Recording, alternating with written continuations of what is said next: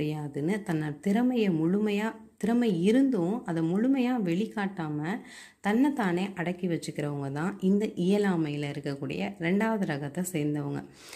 இதில் நான் என்ன சொல்ல வரேன்னா, தாழ்வு மனப்பான்மை அப்படின்றது ஒவ்வொரு மனுஷனுக்கும் உருவாகிறதுக்கு காரணம் முதல்ல அவனை நேசிக்காமல் இருக்கிறது தான்.